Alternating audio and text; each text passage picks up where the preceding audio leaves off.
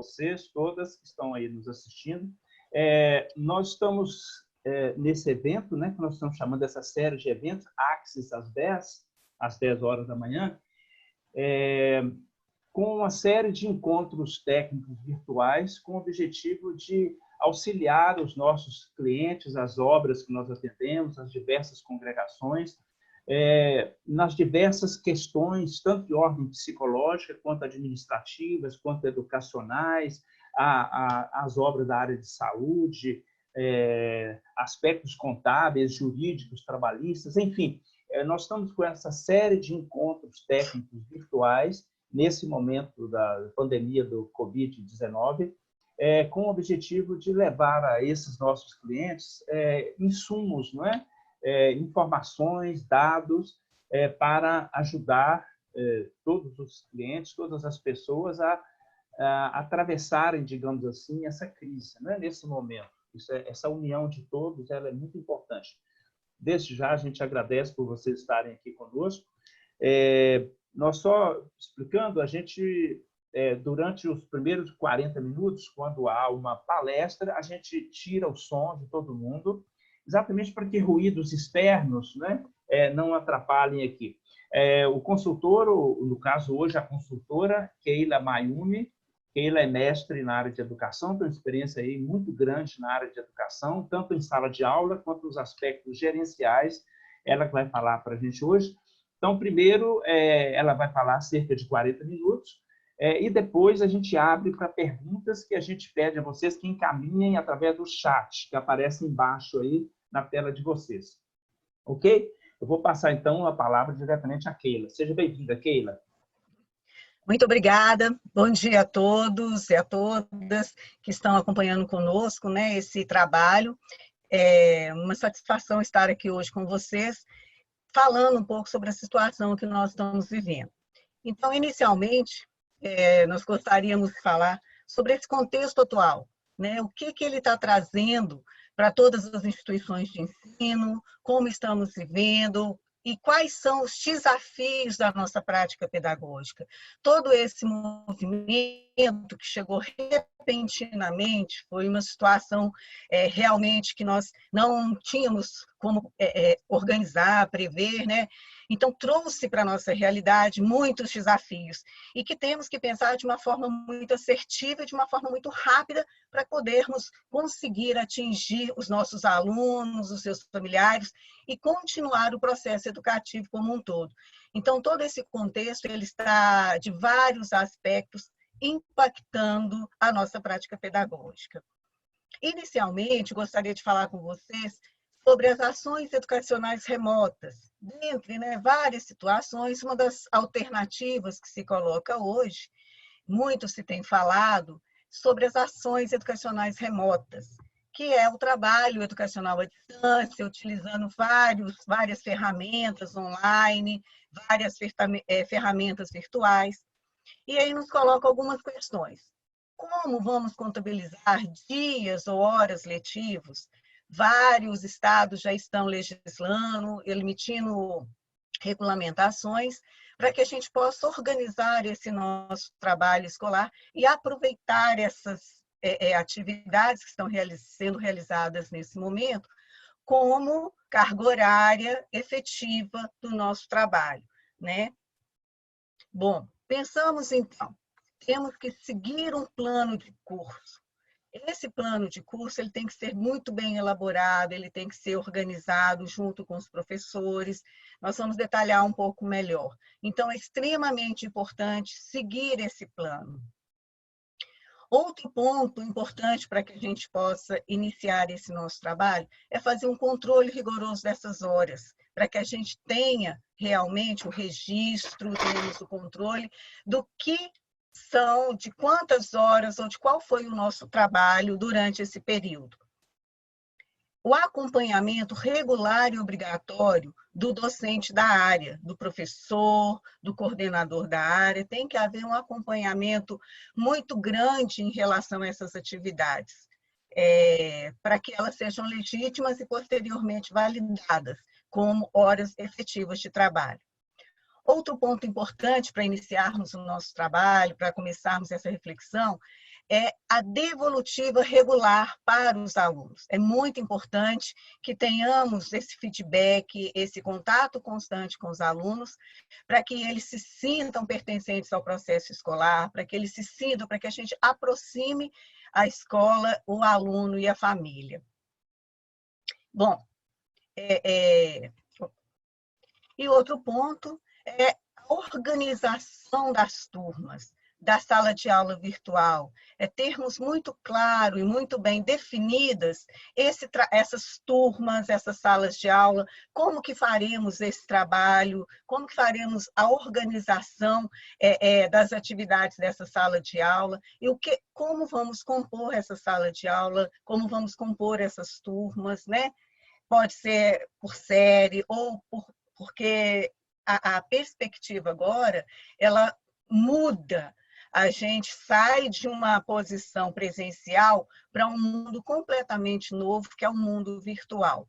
Muitas escolas já têm essa prática, já têm experiências em plataformas educacionais, com plataformas portais educativos, mas a situação que nos coloca hoje é um repensar geral sobre esses processos. Trazendo aqui um pouco como, né, os órgãos regulamentadores estão se posicionando, nós vamos trazer algumas referências só para subsidiar um pouco a nossa fala, que a primeira, né, a nota de esclarecimento do Conselho Nacional de Educação, que fala um pouco sobre as implicações dessa pandemia no fluxo do calendário escolar, que é uma preocupação grande para todos nós de se manter o trabalho pedagógico dentro das 800 horas, de se manter o nosso trabalho educativo dentro do calendário escolar. Bom, então, nós extraímos aqui alguns pontos. As redes e as instituições da educação básica e da educação superior podem propor as suas formas de realização e reposição de dias e horas de efetivo trabalho escolar. Um outro ponto importante, que a realização das atividades escolares possam ser efetivadas de formas que se preserve o padrão de qualidade. Então, isso é muito importante que tenhamos em nossa mente, nos nossos planejamentos, que não é simplesmente postar atividades, não é só colocar as atividades por e-mail, ou seja, qual ferramenta utilizarmos, para que o aluno faça. É importante que sejam atividades pensadas, organizadas, para o fim da aprendizagem, que de fato promovam essa aprendizagem. Um outro ponto é a condução dos respectivos projetos pedagógicos e dos sistemas de ensino, que compete às autoridades locais, aos sistemas de ensino, no caso, os conselhos estaduais de educação, legislar, normatizar, autorizar e validar essas atividades à distância.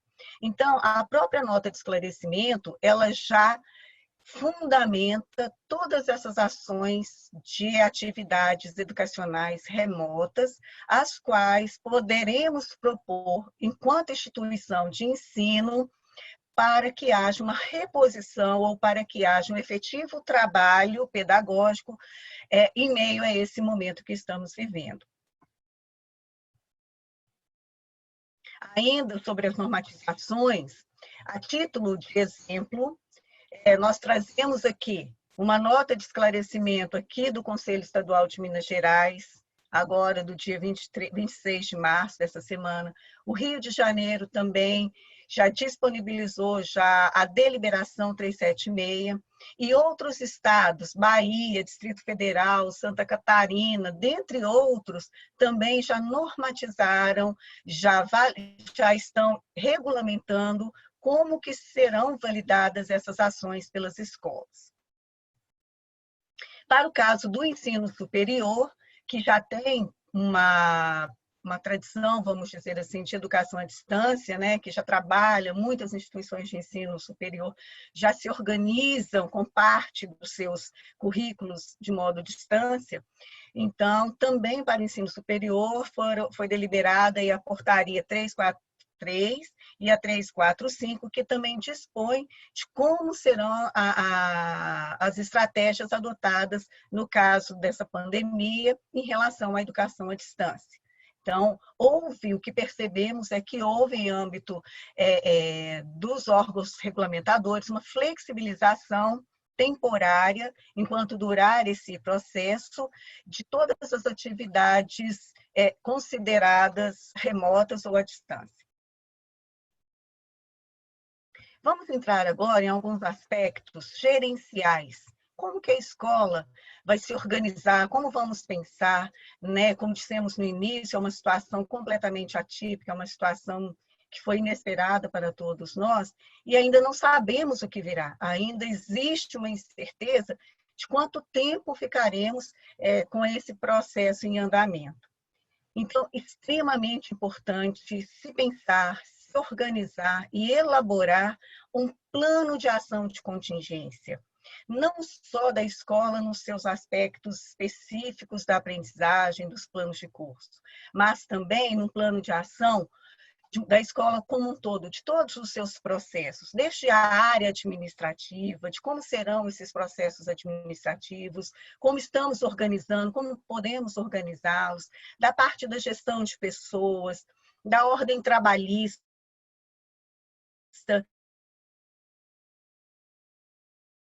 sobre essas questões trabalhistas. Então, é muito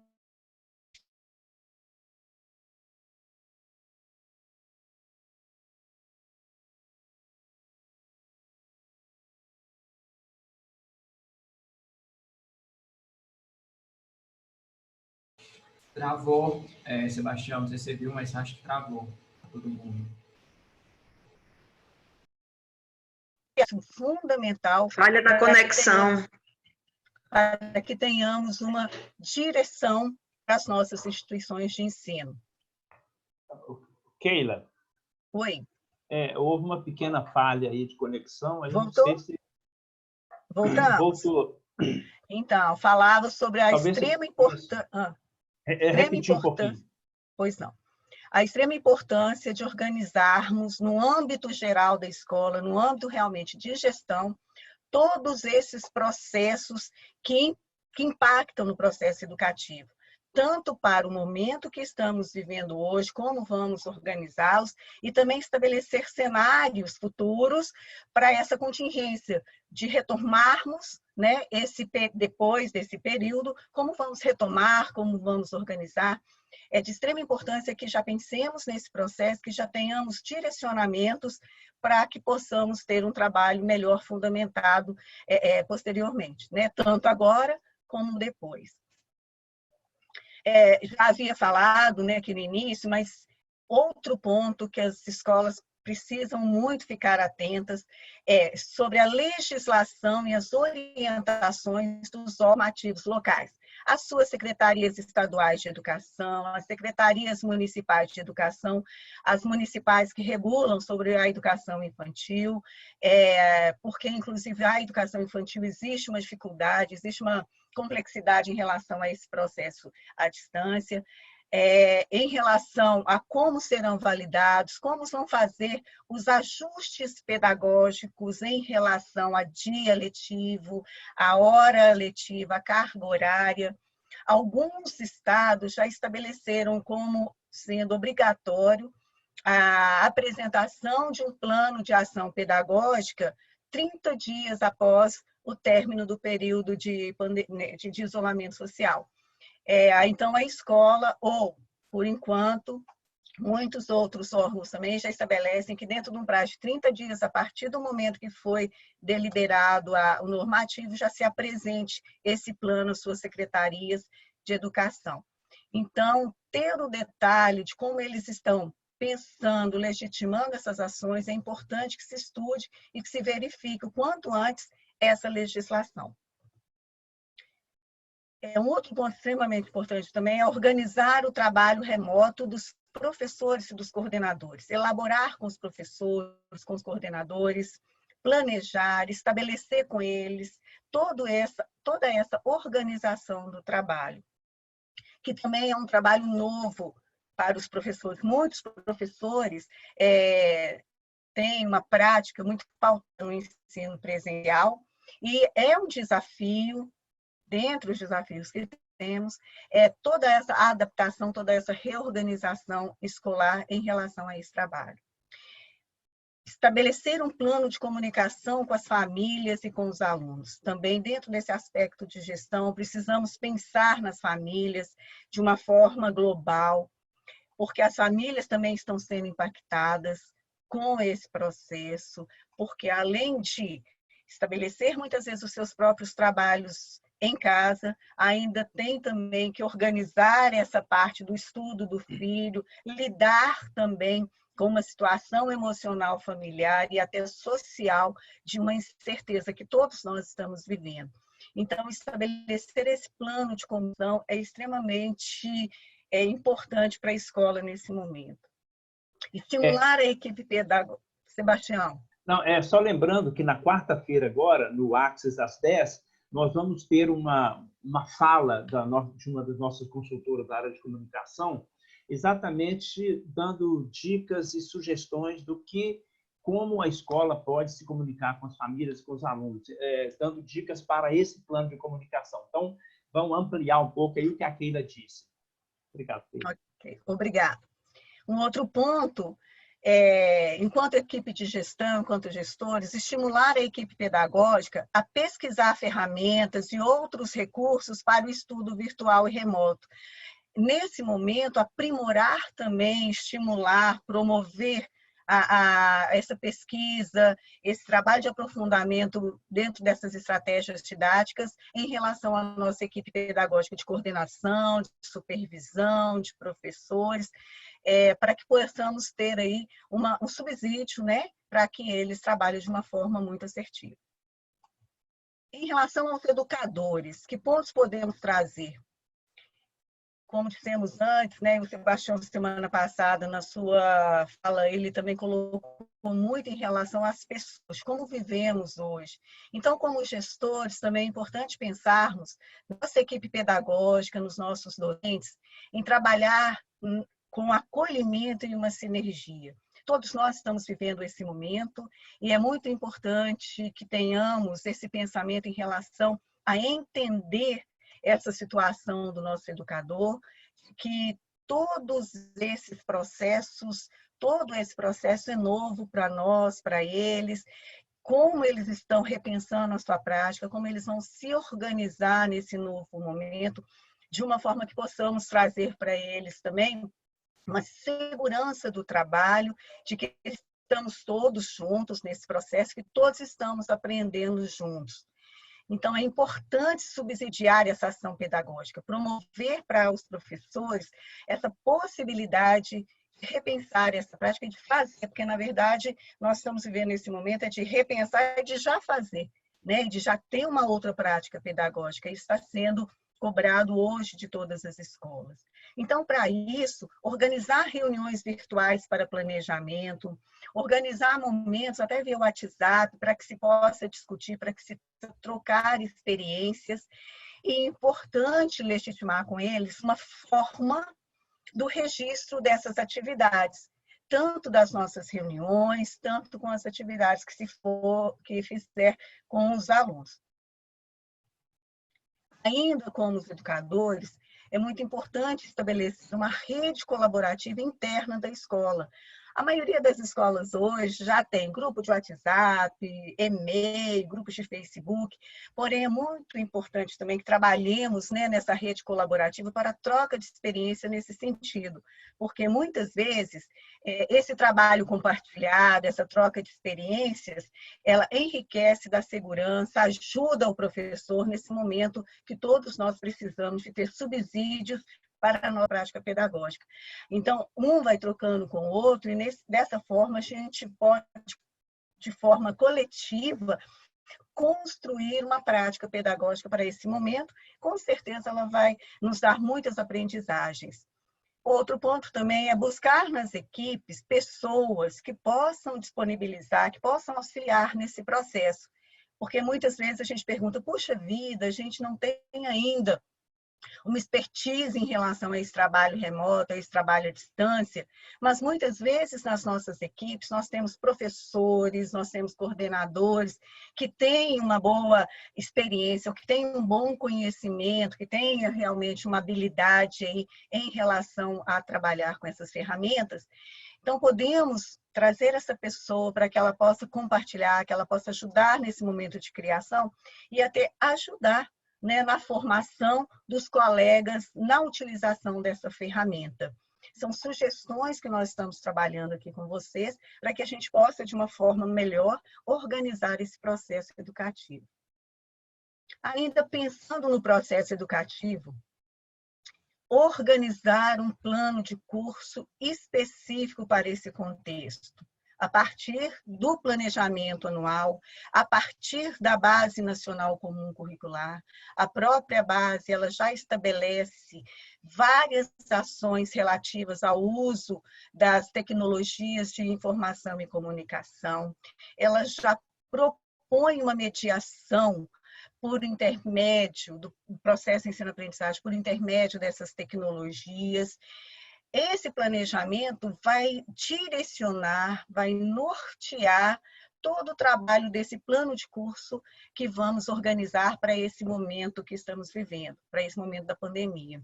Então, é um plano de curso específico que os professores, junto com a equipe pedagógica, poderão organizar de uma forma que quais são as atividades, quais são aqueles objetos de conhecimento ou competências já estabelecidas no nosso planejamento que podemos reverter, converter em atividades remotas. Então, o planejamento das atividades é necessário que propicie um momento de aprendizagem. Então, é pensar dessa maneira, pensar de que nesse momento, nessas atividades, o aluno estará em casa, em outro espaço, aprendendo, vivendo experiências de aprendizagem. Chamamos atenção para um outro ponto, que é o tempo das atividades. Muito sério esse aspecto. É adaptar de acordo com a idade, de acordo com o ano que o aluno está cursando, a mídia que vamos utilizar. De acordo com a idade, o aluno consegue ficar um tempo nessa atividade à distância. Os adolescentes, os jovens, eles já conseguem ficar um tempo maior. Então, é importante que o educador, que o coordenador pense nessas atividades e que prepare essas atividades, organize essas estratégias, tendo isso em mente. Um outro ponto também é organizar as postagens. Por exemplo, de acordo com o horário das aulas na semana, eu posso fazer a postagem das atividades, ou eu posso, semanalmente, disponibilizar atividades por disciplina, ou também podemos utilizar aquele horário que já era o horário de trabalho, né, na escola, também podemos utilizar para que haja também essa rotina. Uma coisa que estávamos falando sobre a criação dessa rotina de estudo para o aluno, nós vamos falar um pouco mais à frente. Mas essa organização dessas postagens, ela orienta e norteia tanto o trabalho pedagógico, como também o acompanhamento das famílias, o acompanhamento dessas atividades pelo aluno. Um outro ponto podemos falar aqui sobre os educadores em relação ao material didático. O aproveitamento, repensar a atividade das apostilas, dos livros, que são suportes de aprendizagem que já estão com os alunos. Então, é repensar, utilizar, explorar mais esse material didático que eles já têm como suporte dessa aprendizagem. Elaborar atividades como vídeos. Os professores podem gravar os vídeos, podem disponibilizar na plataforma educacional, por WhatsApp. É uma ferramenta interessante, estabelecida, né, com critério, de forma que o aluno possa entender, tem que ser um vídeo claro para se disponibilizar, mas que tem uma eficácia boa no que tange ao entendimento para os alunos em casa. apresentações interativas. Sheila. Pois não, Sebastião? Não, só lembrando aí, com relação a essa questão de vídeo, da questão da legislação, né? Então, é preciso também aos colégios ficarem atentos, porque essa disponibilização de imagem dos professores pode ser problemática por conta de questões de direito de imagem, direitos autorais. Então, os colégios têm que fazer também aí tem que ter um suporte, digamos assim, jurídico para isso, uma autorização do professor e assim por diante. Obrigado, Pedro. Uhum. Obrigada, Sebastião. Esse é um aspecto importante de se falar para questões futuras, né? Então, apresentações interativas, fóruns, atividades de pesquisa, que o aluno pode desenvolver essas pesquisas e encaminhar para os docentes. Ponto fundamental, a forma de mediação desse processo ensino-aprendizagem. Temos que estar atentos como nós vamos fazer essa mediação. O professor, ele estabelece aí essa interação, esse critério com seus alunos, e ele é o responsável direto por essa mediação. Então, repensar esse processo em conjunto é uma tarefa, é um desafio hoje para que tenhamos. Um ponto importante colocamos aqui, acompanhar as atividades, pensar nas devolutivas para os alunos. Como disse anteriormente, não é simplesmente encaminhar as atividades, é encaminhar as atividades e ter um feedback, ter uma devolutiva de como esse aluno fez, que é o processo de mediação, de continuamente estimular esse aluno para o seu processo de aprendizagem a partir dessas atividades, a partir dessas estratégias que encaminhamos para eles.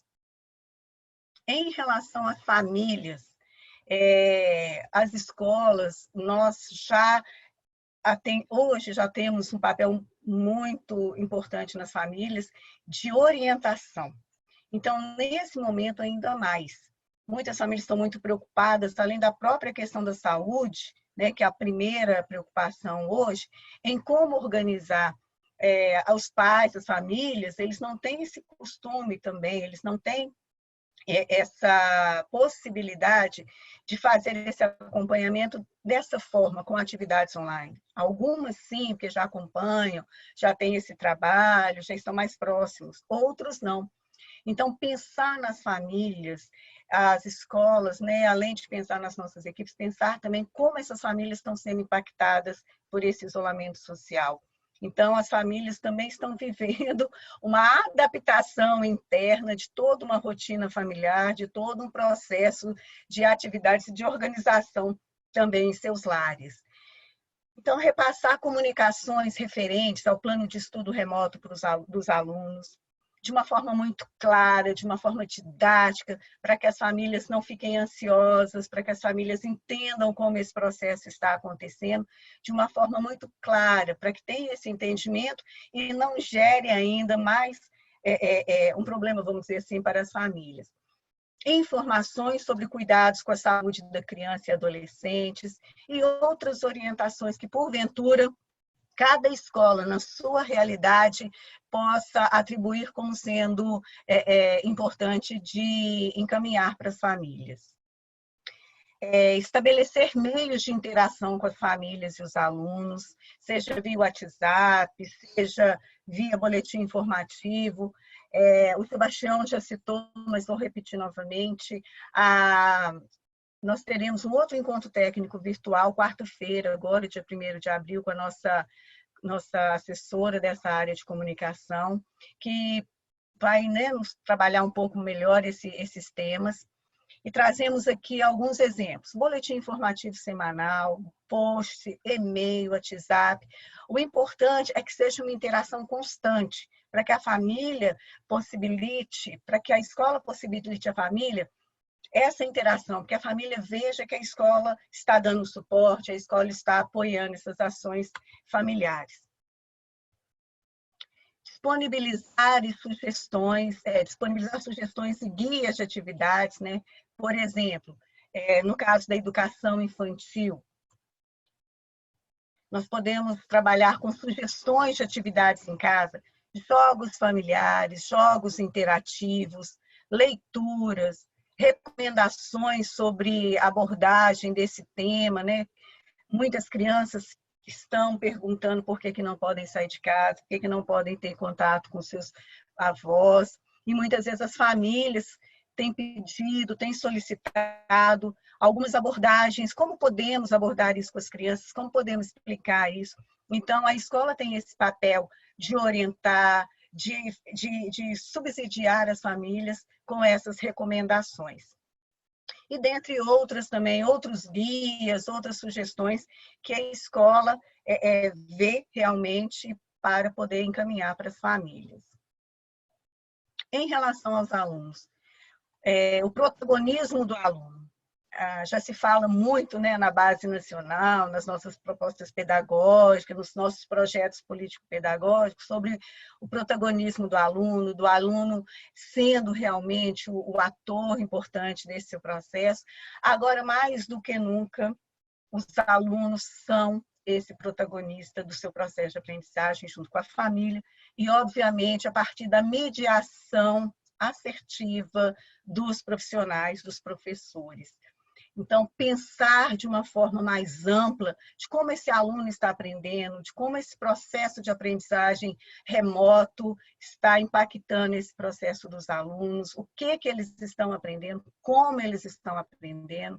Então, esse protagonismo tem que estar sempre à frente das nossas estratégias didáticas, das nossas propostas de atividades, estaremos sempre pensando nesse item. Propor a organização de horários de estudos. Muitas escolas já estão se organizando, sabemos que várias escolas já estão tomando essas providências, porém, estamos reforçando e ressaltando que essa organização de horários de estudo, como sendo fundamental para esse processo, os alunos estão tendo que rever esse tempo de estudo, as escolas estão reavaliando esse processo e esse horário de estudo. E aí trazemos aqui um exemplo, né, que a escola pode vincular também a disponibilização dessas atividades semanalmente, considerando o dia já previsto para o horário de aulas. Por exemplo, segunda-feira era o dia da matemática, da aula de matemática. Então, vamos encaminhar no dia, na segunda-feira, as atividades da matemática. São só exemplos que estamos trazendo de algumas formas de organizar e contribuir para esse horário de estudo com os alunos. Também orientar as famílias como organizar, cada família organizar com seus filhos, como organizar esse horário de estudos também é uma ação importante da escola.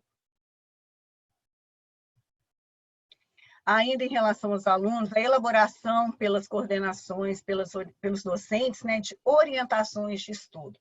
Além de organizar o tempo, de propor o tempo, também uma orientação clara, didática, organizada, dessas orientações de estudo remoto. Como os alunos vão fazer, como que eles vão entrar na plataforma, como eles vão dar o retorno, como eles vão desenvolver essa atividade. Então, passo a passo, é a forma didática, né, de estarmos orientando esses alunos claramente.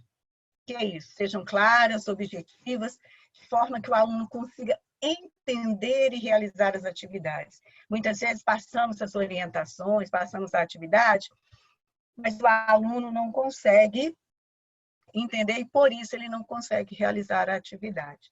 Então, temos que pensar também nessas orientações. Propor meios, atividades de interação. Organizar, propor, né, a organização de grupos de estudo online, com temas que sejam definidos pelos professores. Os professores podem sugerir as temáticas para que os alunos se organizem, a turma do ensino médio, principalmente, que estão aí com uma situação em relação à própria prova, né, a própria avaliação do Enem. Então, pensar em como essas estratégias poderão subsidiar os alunos nesse sentido. Realizar os registros dos assuntos abordados. Esses registros, eles serão todos validados, serão registros que ficarão para documentar todas as ações, as atividades da escola, são os registros que vão legitimar, junto aos órgãos normatizadores, junto à secretaria, todo o ajuste pedagógico. Então, as atividades que realizaremos com os seus registros devidamente organizados, é que farão parte, posteriormente, dessa legitimação, para legitimar, né, essas cargas horárias, esse trabalho dos dias letivos. Bom, ainda dentro do nosso trabalho, aí em relação às ferramentas, aos recursos disponíveis que teremos agora, né, que nós podemos contar com eles, temos aí os portais educacionais, temos os livros digitais, muitas escolas já trabalham com esses portais, com esses livros, então a recomendação é que se explore melhor, que se trabalhe mais, tenha uma ação mais eficaz em relação a esses portais, a esses recursos que estão disponíveis por esses portais, por essas plataformas. Muitas editoras que são parceiras já disponibilizam também, já estão disponibilizando em seus portais ações, atividades em relação a essas possibilidades aí de trabalho. As plataformas adaptativas, podemos utilizar o e-mail, o WhatsApp. Muitas vezes a escola não tem uma plataforma, muitas vezes a escola não tem um portal educacional, portanto, ela pode utilizar de e-mail, de WhatsApp, que é muito universalizado, vamos chamar assim, hoje em dia. O WhatsApp hoje é uma ferramenta muito utilizada por todos. Então, tem um acesso fácil. Então, para aquelas escolas, muitas vezes, que não têm esses portais, essas plataformas, talvez possa ser aí uma possibilidade. Em relação a essas ferramentas, também teremos essa semana um encontro técnico virtual que vamos detalhar melhor essas possibilidades, essas metodologias, essas ferramentas.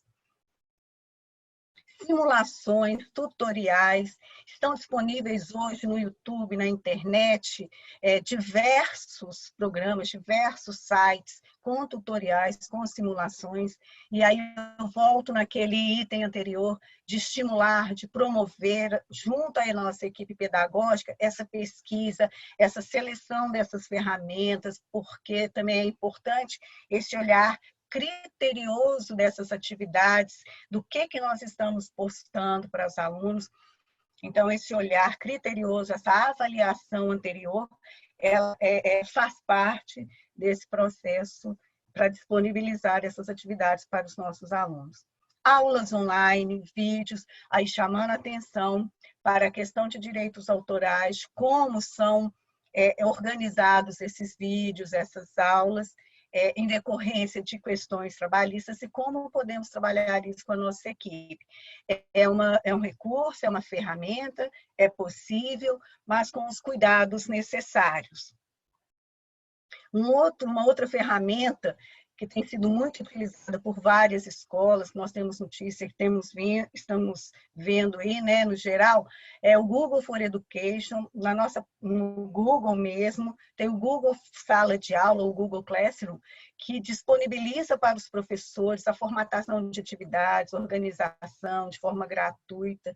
E aí é importante que as escolas acessem, procurem saber de uma forma mais aprofundada como utilizar esses recursos. Em alguns casos, são necessários que a instituição estabeleça um contrato, tenha aí uma parceria com a Google, outras ferramentas não. Então, é muito interessante que se utilize todos esses recursos que estão disponibilizados na internet. E dentro, né, cada escola, cada instituição de ensino pode buscar, dentro aí da sua localidade, dentro da sua realidade, outras formas também de chegar até o aluno, de chegar até as famílias, de estabelecer essa interação, de organizar esse processo educativo de uma forma que seja possível dentro das possibilidades para o momento. Aqui eu trouxe também para vocês um quadro com os próximos encontros. No dia 1º de abril, teremos a comunicação nos colégios em tempo de quarentena, com a nossa colega Vanessa, com a nossa assessora. No dia 6 de abril, a plataforma de ensino e ferramentas de ensino à distância com a Maria das Graças. E no dia 8 de abril, a hora e a vez das tecnologias educacionais com a Branca e Heloísa. Bom, pessoal, obrigada. Encerro aqui essa parte inicial. Estamos abertos às perguntas. Passo agora novamente para o Sebastião. Ok, Keila, já temos aqui algumas perguntas, né? Alguns ouvintes aqui pedem se você pode falar um pouco mais sobre a questão que eu sei que é complicado, porque não está definida ainda muito bem em termos de legislação, a questão entre os 200 dias letivos e as 800 horas mínimas, né? Quer dizer, como conciliar isso? O que você acha disso em relação ao que já saiu em termos de legislação? Sim, de acordo com os planos de trabalho, de aula, será feita essa conversão dessas horas de trabalho à distância, de trabalho remoto, nessa carga horária para computar dentro da jornada de 800 horas, as mínimas, né, as 800 horas mínimas do ano. A partir desse planejamento, dessa carga horária prevista, serão contabilizados e feito o ajuste pedagógico como dias letivos. Assim como nós fazemos, a gente já tem na escola esse processo de ajuste pedagógico. Quando temos aí alguns currículos diferenciados, temos que fazer algumas adaptações. Então, possivelmente, cada secretaria, cada inspetora de ensino, cada superintendência regional fará essa conversão a partir desse planejamento. As próprias escolas também já podem prever a carga horária semanal de atividades que foi trabalhada com os alunos, podendo ter até uma referência aí dos 50 minutos ou de 1 hora, que é o módulo aula, para poder contabilizar futuramente de eletivo, principalmente na jornada da carga horária de 800 horas. Mas o importante é te verificar junto aos seus órgãos locais como será, estabelecer com eles como eles vão legalizar ou legitimar essas horas. Uma outra pergunta é com relação à carga horária, digamos assim, ideal para a educação infantil, não é? E Fundamental 1, na verdade, né? Ou seja, esses anos iniciais, né? Qual seria, digamos assim, na sua visão de educadora, uma carga horária aceitável, digamos assim? Depende muito da atividade que nós vamos propor.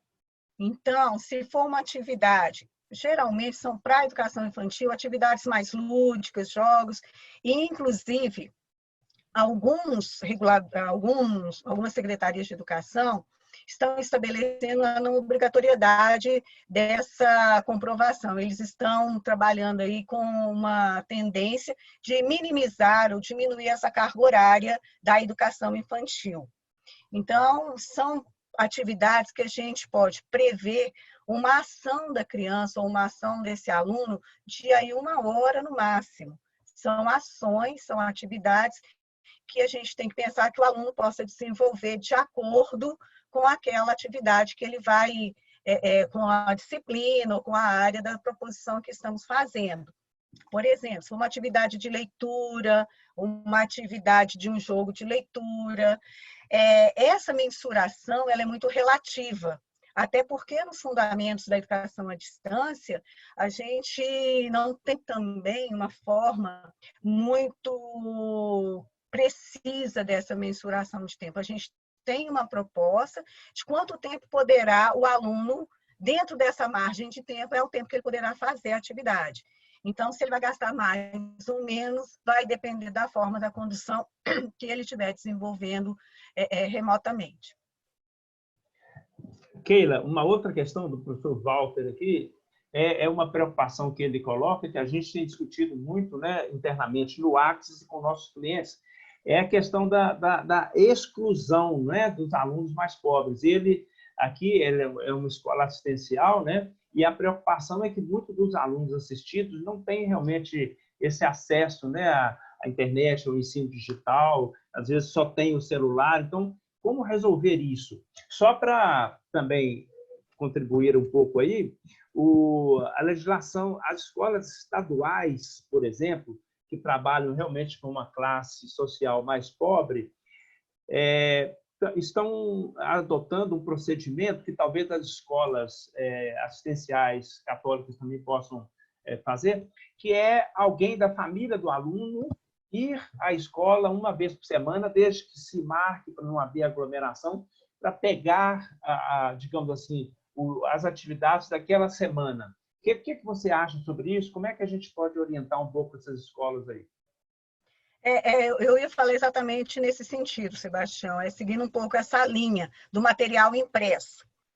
Como eu disse, as orientações, elas podem partir da escola semanalmente, esse familiar pode buscar, esses alunos já têm um material didático escolar, então, aproveitar também esse suporte para essas escolas que não têm, aproveitar o suporte do material didático que ela já tem impresso, a escola pode também fazer outras orientações impressas e, de certa forma, organizar uma forma, um meio para que essas atividades cheguem até esses alunos.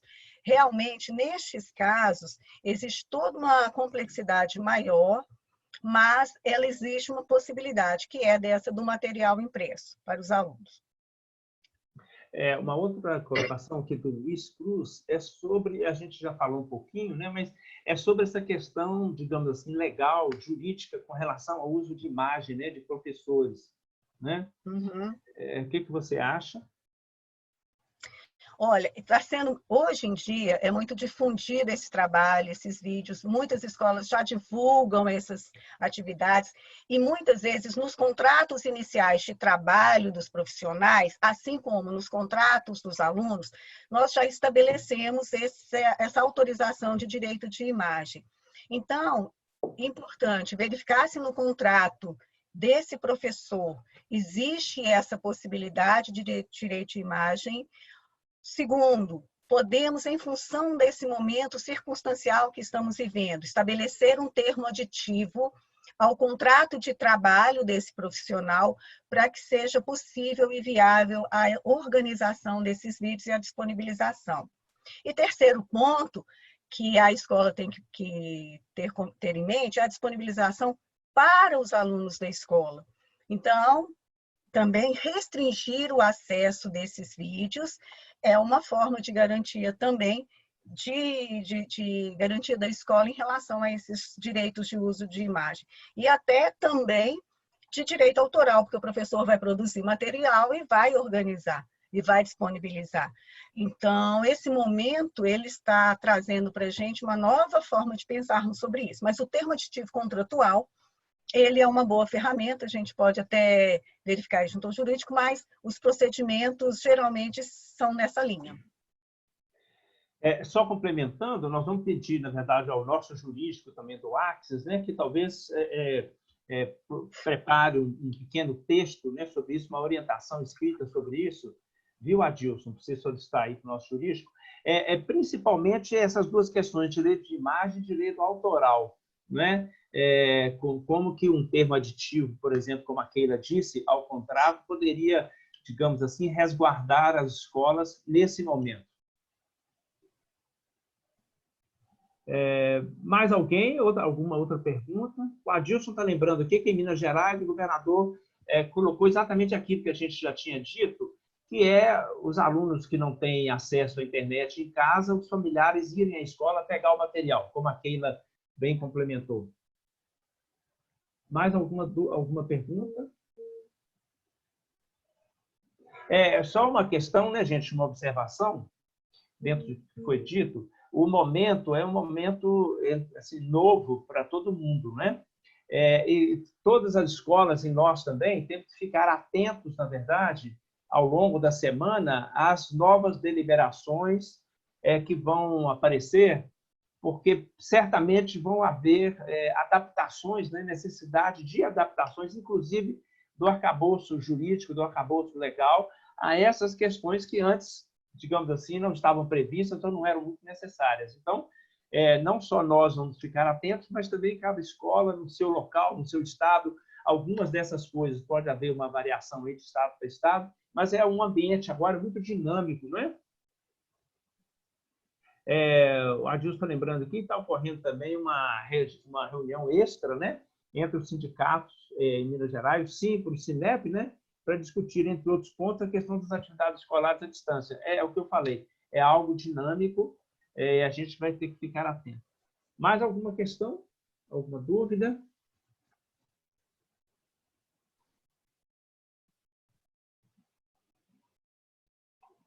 O objetivo, né, desses encontros, como eu falei, é a gente fornecer algum suporte, né, para as escolas. As pessoas aqui que estão assistindo das áreas administrativas, o ideal é passarem isso, né, para conversarem isso também com a área educacional, com as áreas educacionais, né, de cada colégio, que são, digamos assim, nesse momento, os principais responsáveis, né, por essa articulação que a Keila mencionou, com a equipe técnica, né, coordenações, supervisões, corpo docente, articular isso tudo agora, considerando que tudo tem que ser feito à distância, não é muito simples, não é tão simples. E nós falamos aqui de escolas que têm, por exemplo, 40, 50 professores, até escolas que têm 500 professores, né? Então, são realidades assim, bastante diferentes, bastante distintas, que precisam ser bem abordadas, digamos assim, gerencialmente nesse momento.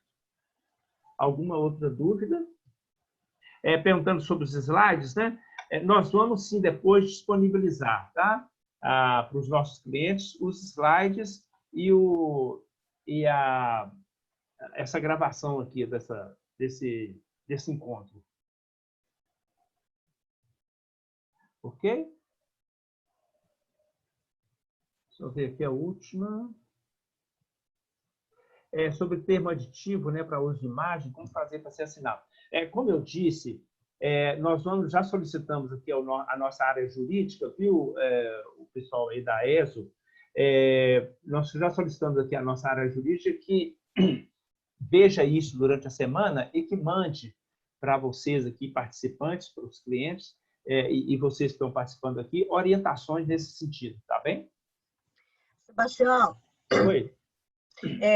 Muitas escolas também podem fazer esse termo aditivo, encaminha por e-mail ou via WhatsApp para os professores, eles podem assinar esse instrumento e retornar. Inicialmente, a escola pode arquivar esse documento digitalizado e, posteriormente, quando retornarmos às aulas, pegar efetivamente o original. Também é uma possibilidade para resguardar as escolas nesse sentido.